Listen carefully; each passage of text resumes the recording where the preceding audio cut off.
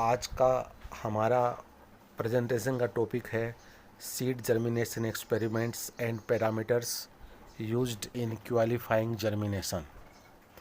बहुत ही simple meaning है हमारा।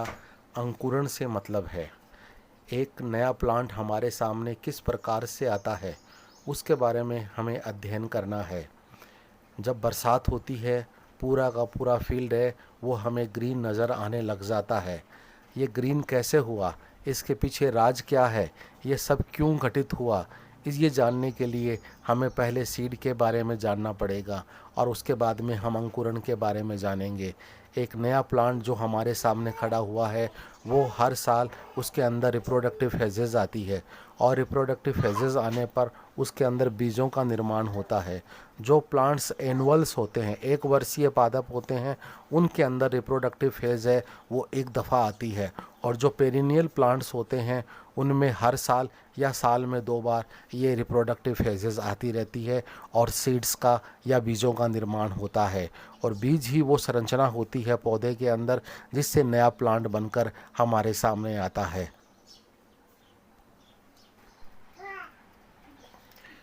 बीज का महत्व क्या होता है? जैसा कि मैंने आपको बताया कि जो भी नया प्लांट बनकर हमारे सामने आएगा वो बीज से ही आता है।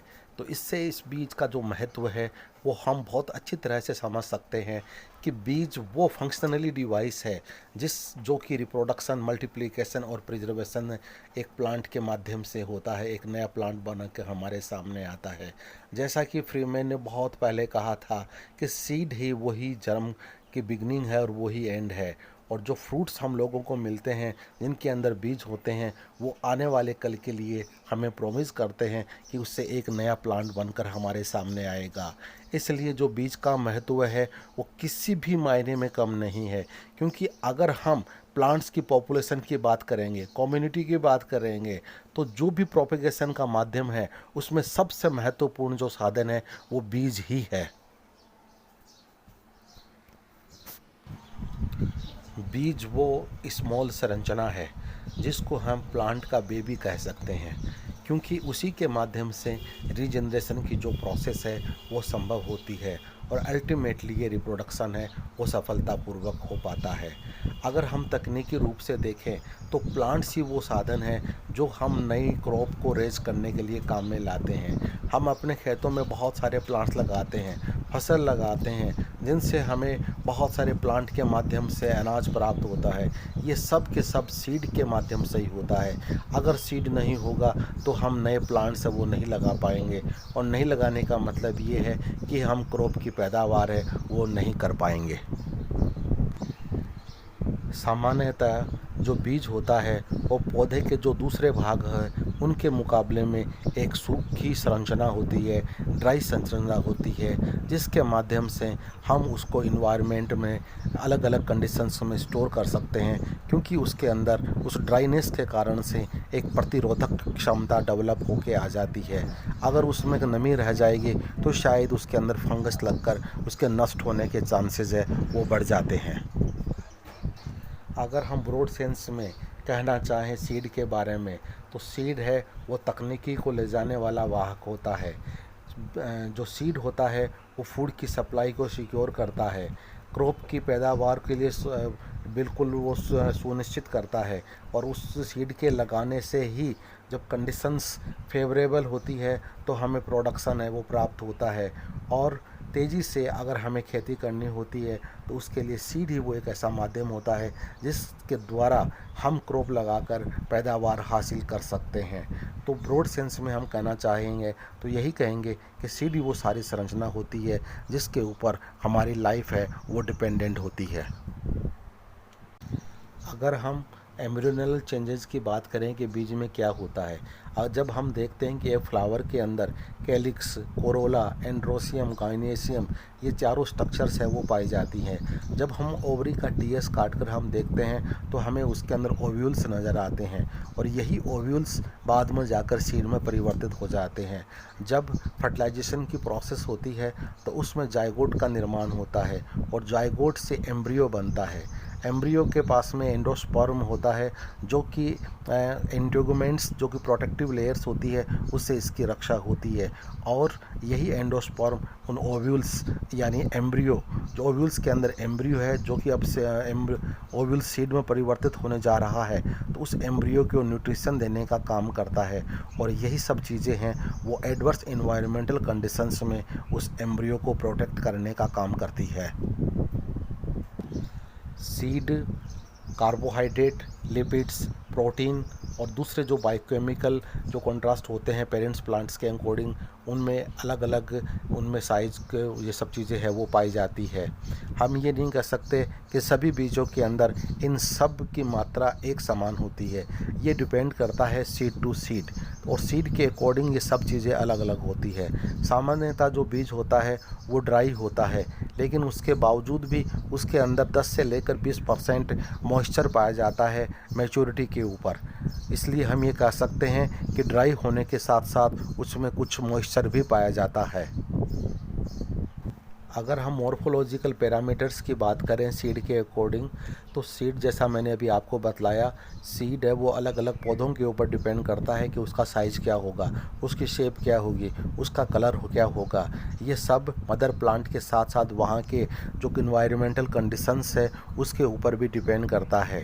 जैसा कि खुराना एंड सिंह ने बतलाया था कि जो अलग अलग क्लाइमेटिक कंडीशंस होती है, जैसे कि टेम्परेचर है, ह्यूमिडिटी है, लाइट है, सोइल की जो विशेषताएँ हैं और जर्मिनेशन का टाइम है और बाकी जो पैरामीटर्स होते हैं, उनके अकॉर्डिंग सीड का साइज़ का निर्धारण होता है, और उसी के अनुसार सीड की जो आकारिकी है, जो मॉर्फोलॉजिकल कैरेक्टर्स हैं, उसमें बदलाव होता रहता है। हमने देखा है कि बहुत माइन्यूट सीड्स भी पाए जाते हैं जैसे कि ग्रासेस के अंदर, और बहुत बड़े सीड्स भी पाए जाते हैं जैसे कि रेगिस्तान में पाए जाने वाला लाइसियम बार्बेरम है, मेलेनिटिस है, ओबियसली लोटस है जो कि पानी का प्लांट है। इन सब का जो सीड का साइज होता है वो बहुत बड़ा होता है। तो ये सब चीज़ें उस पर्टिकुलर कंडीशंस के ऊपर डिपेंड करती है जहाँ पर ये प्लांट है वो पाया जाता है। तो साइज, शेप, वॉल्यूम, वेट के अंदर जो वेरिएशंस पाया जाता है, ये जर्मिनेशन को मॉडिफाई करने में एक बहुत ही महत्वपूर्ण रोल प्ले करता है। जिस पर्टिकुलर बीज का वेट ज़्यादा होगा, जो कि जेनेटिक कंट्रोल के द्वारा कंट्रोल होता है, निश्चित रूप से एक रैपिड जर्मिनेशन के लिए और सीडलिंग को स्थापित करने में महत्वपूर्ण रोल प्ले करता है। क्योंकि जो सीड भारी होगा, निश्चित रूप से उसके अंदर एंडोस्पर्म या दूसरे न्यूट्रिशियस जो प्लांट्स हैं वो निश्चित रूप से ज़्यादा होंगे, और वो एक सीडलिंग को स्टेब्लिश करने में महत्वपूर्ण रोल प्ले करते हैं। जैसा कि हम लोग देखते हैं रेगिस्तान के अंदर, और हम लोगों ने खुद ने जर्मिनेशन करवा के देखा है हमारी लेबोरेटरी के अंदर और नर्सरी के अंदर, कि जिस प्रकार के जो बीज हैं, ये जर्मिनेशन की जो परसेंटेज है ये उनके वेट और साइज़ के ऊपर डिपेंड करता है। और इस पर्टिकुलर चीज़ को हम एक टर्म है पॉलीमॉर्फिज्म, उसके नाम से हम जानते हैं। तो रेगिस्तान के जितने भी प्लांट्स हैं उनमें पॉलीमॉर्फिज्म की जो एक फिनोमिनन है, एक जो प्रक्रिया है, बहुत ही इंपॉर्टेंट रोल प्ले करती है। क्योंकि हमारे रेगिस्तान के अंदर क्लाइमेटिक कंडीशंस हैं वो पूरे साल भर एक जैसी नहीं रहती है। हमारे यहाँ पर टेम्परेचर है वो 55 डिग्री भी जाता है, हमारे यहाँ पर जो टेम्परेचर है वो 0 से नीचे भी जाता है, हमारे यहाँ पर टेम्परेचर 20-25 भी रहता है। इसका मतलब ये हुआ कि अलग अलग क्लाइमेटिक कंडीशंस होने के कारण से सीड को अलग अलग परिस्थितियों से पास होना पड़ता है, और सीड का वेट, साइज़ और कलर है वो इस चीज़ को प्रतिरोध करने में बहुत महत्वपूर्ण रोल प्ले करता है, और अपने आप को अल्टीमेट साबित करने में बहुत सहायक होती है ये सब चीज़ें।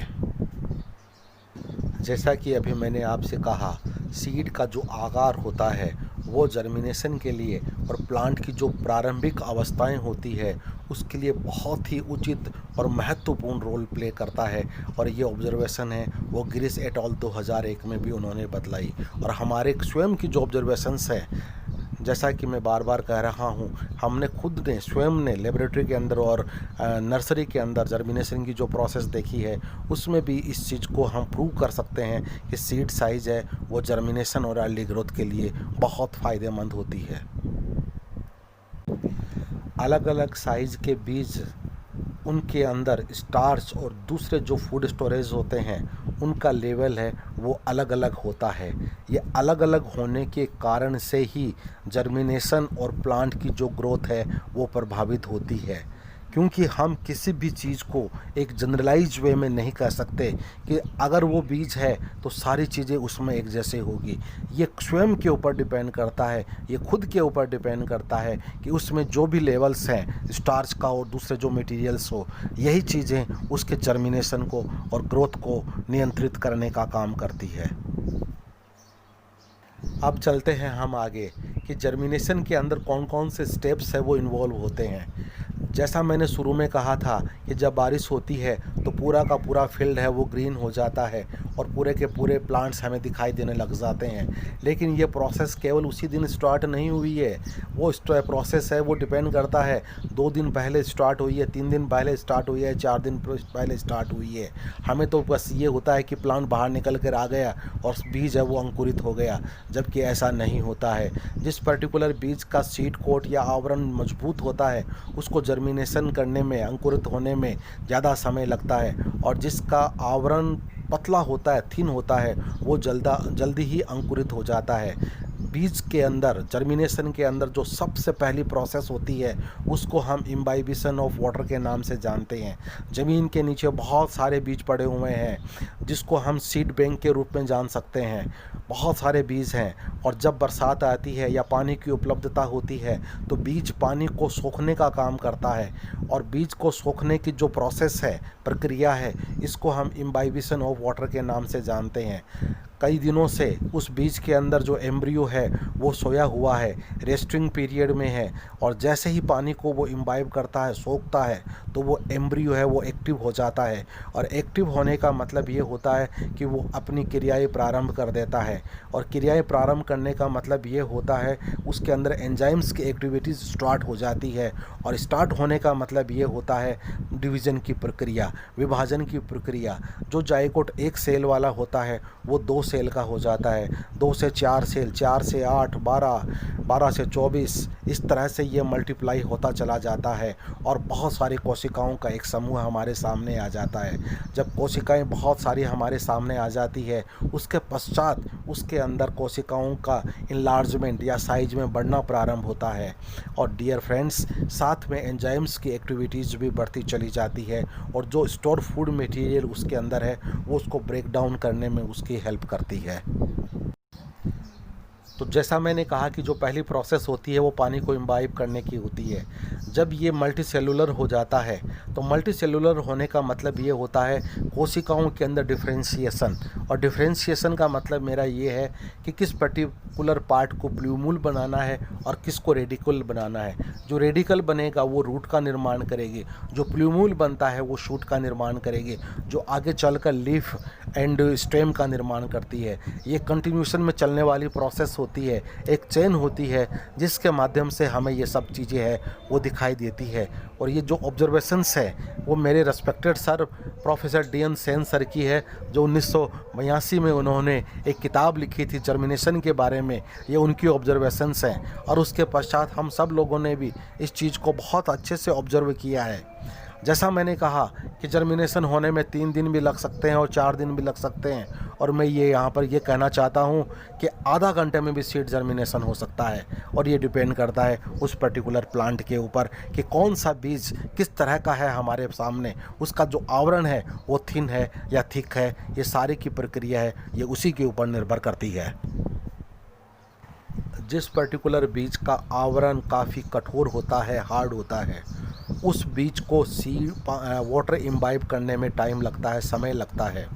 इसके लिए लेविट ने बतलाया कि अगर हम उनको कॉन्सनट्रेटेड सल्फ्यूरिक एसिड का ट्रीटमेंट दें तो जर्मिनेशन में कुछ पॉसिबिलिटी है वो जल्दी की हो सकती है, लेकिन इतना ज़्यादा भी ट्रीटमेंट हम लोगों को नहीं देना चाहिए कि एसिड उस सीड कोट से अंदर करके एम्ब्रियो को डैमेज कर दे।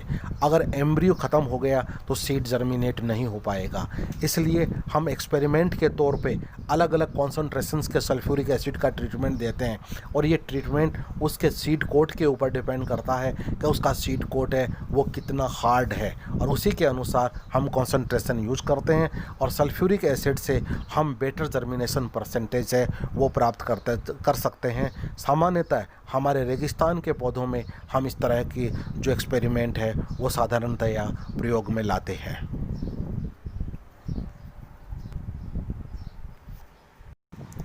सल्फ्यूरिक एसिड सीड कोट को डिस्टर्ब करके और सीड कोट के अंदर जो मैक्रोस्क्लेरोइड सेल्स होती है थिक वॉल्ड वाली, उसको थोड़ा सा एक्सपोज करती है, करके पानी को इम्बाइब करने में उसकी मदद करती है, जिससे कि पानी इजीली सीड कोट के अंदर प्रवेश कर जाता है और जर्मिनेशन को प्रोत्साहित करता है, जर्मिनेशन को प्रभावित करने का काम करता है और जर्मिनेशन की जो प्रोसेस है वो इजीली स्टार्ट हो जाती है। सल्फ्यूरिक एसिड के अलावा कुछ हार्मोन्स भी होते हैं जो जर्मिनेशन की प्रोसेस को प्रभावित करने का काम करते हैं।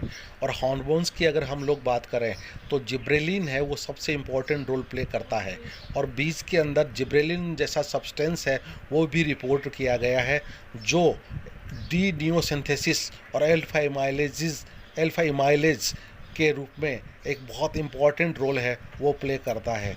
रेगिस्तान के अंदर बीजों के जर्मिनेशन में हम लोगों ने देखा है कि बहुत से प्लांट्स ऐसे होते हैं जो जर्मिनेट नहीं करते हैं, लेकिन अगर हम उनको जिब्रेलिक एसिड का ट्रीटमेंट दें तो वो जर्मिनेट हो जाते हैं।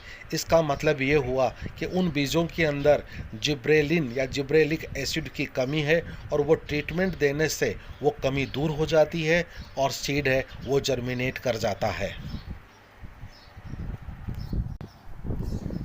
जिब्रेलिक एसिड जैसा कि मैंने अभी आपको बतलाया जर्मिनेशन के लिए बहुत इम्पोर्टेंट रोल प्ले करता है, और ये किस तरह से एक्ट करता है इसके बारे में आप स्लाइड के अंदर आसानी से देख पा रहे हो कि ये स्टार्च को मोबिलाइज करने में हेल्प करता है, जो कि एक रेस्पिरेटरी सब्सटेंस के रूप में होता है। जिब्रेलिक एसिड निश्चित रूप से सेल की जो इन्हांसमेंट है सेल इलोंगेशन के अंदर उसमें हेल्प करता है, और GA3 के साथ साथ जो एब्सिसिक एसिड होता है वो भी सीड को जर्मिनेशन करने में प्रमोट करने का काम करता है। यहाँ पर एक मैं छोटा सा एग्जांपल आपको देना चाहूँगा। हम लोगों ने एक प्लांट देखा जिसका जर्मिनेशन मैंने खुद नहीं किया है, फेगोनिया क्रिटिका। सारे एक्सपेरिमेंट्स के में हम लोगों ने अलग अलग ट्रीटमेंट दिए, लेकिन बीज है वो जर्मिनेट नहीं हुए। लेकिन जब हमने उनको जिब्रेलिक एसिड का ट्रीटमेंट दिया तो वो सीड है वो जर्मिनेट हो गए। इसका मतलब ये हुआ कि उस सीड की जो रिक्वायरमेंट थी वो जिब्रेलिक एसिड थी, और रिक्वायरमेंट पूरी होने के बाद बीज है वो जर्मिनेट हो गया।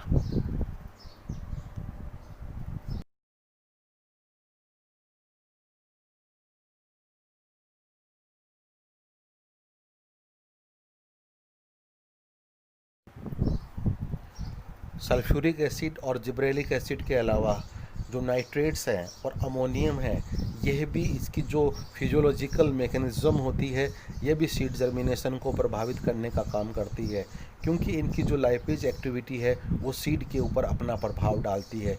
और ये लाइपेज एक्टिविटी है वो लिपिड के अंदर जो सीड के अंदर है उसको प्रभावित करती है, और ये जर्मिनेशन को निश्चित रूप से प्रभावित करने का काम करती है।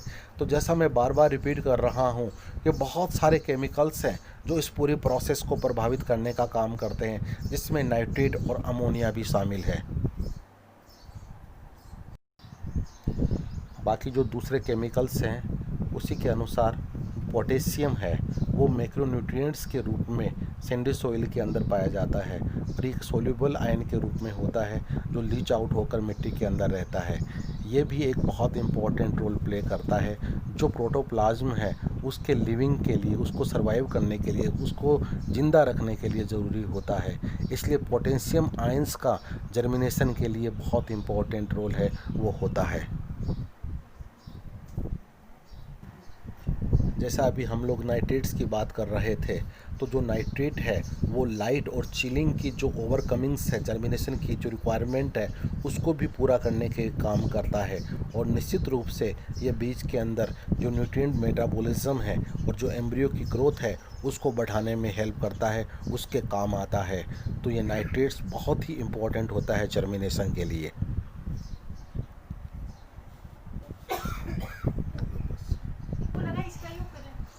फाइनली हम जर्मिनेशन के इस टॉपिक को कंक्लूड कर रहे हैं।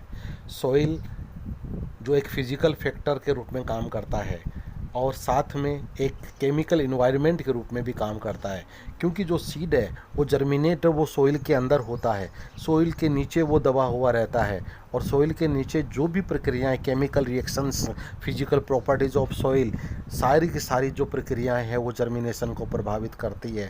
जो लाइट है वो सूर्य से आ रही है, वहाँ तक पहुँचना ज़रूरी है, बरसात के थ्रू पानी का सीड तक पहुँचना ज़रूरी है, और रात और दिन का टेम्परेचर और सीजनल टेम्परेचर में जो बदलाव होता है, ये सारी की सारी जो प्रक्रियाएं हैं वो जर्मिनेशन को प्रभावित करने का काम करती है।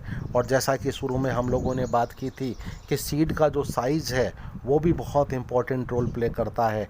जो साइज़ और जो वेट है वो ज़्यादा होगा, निश्चित रूप से जर्मिनेशन में बहुत हेल्प मिलेगी, जो साइज़ में हल्का है और वेट में हल्का है उसके मुकाबले में। तो हम ये कह सकते हैं कि सीड है उसके लिए सॉइल बहुत इम्पोर्टेंट रोल प्ले करती है, और सॉइल की जो डेप्थ होती है वो भी उसके जर्मिनेशन को प्रभावित करने का काम करती है। जो सरफेस के पास में है या सॉइल से थोड़ा सा नीचे है, निश्चित रूप से अच्छा जर्मिनेशन होगा, बशर्ते उस सीड के जो बहुत ज़्यादा गहराई में गिरा हुआ है। तो ये जो भी फैक्टर्स की बात हम लोगों ने की है, ये सब चीज़ें हैं वो जर्मिनेशन को प्रभावित करती है। एट लास्ट एक नया पौधा जो बनकर हमारे सामने आ रहा है वो निश्चित रूप से सीड के द्वारा ही होता है, और उसी से एक नया प्लांट बनकर हमारे सामने आता है। जैसा मैंने अभी कहा कि जो सीड की जो डेप्थ है वो बहुत इम्पोर्टेंट रोल प्ले करती है। अगर सीड बहुत गहराई पे होगा तो सीडलिंग है वो जल्दी से बाहर निकल कर नहीं आ पाएगी, और हो सकता है कि बहुत ज़्यादा टाइम लगने के कारण वो ज़मीन के नीचे ही ख़त्म हो जाए। इसलिए बीज का कम डेप्थ पे होना बहुत ज़रूरी है ताकि वो जल्दी से बाहर निकल कर आ जाए। और साथ में हमें इस बात का भी ध्यान रखना पड़ेगा, डेप्थ के साथ साथ ड्यूरेशन एंड सोइल मिक्सचर, कि उसमें जो सोइल है वो उसके जर्मिनेशन को हेल्प कर रही है नहीं कर रही है, और उसके लिए हम एक सोइल का कॉम्बिनेशन बनाकर, जैसा कि हम बार बार आप लोगों को बतलाते रहते हैं, क्ले सोइल का होना, सैंडी सोइल का होना और सिल्ट सोइल का होना, ये जो कॉम्बिनेशन होता है वो जर्मिनेशन को बहुत ज़्यादा प्रमोट करने का काम करता है। और डियर फ्रेंड्स, रेगिस्तान में ये सब चीज़ें हैं वो बहुत ज़्यादा मायने रखती है, क्योंकि हमारे यहाँ पर सारी कंडीशंस, पर्टिकुलरली क्लाइमेटिक कंडीशंस हैं वो बहुत ज़्यादा एडवर्स होती है। सभी का बहुत बहुत शुक्रिया, धन्यवाद।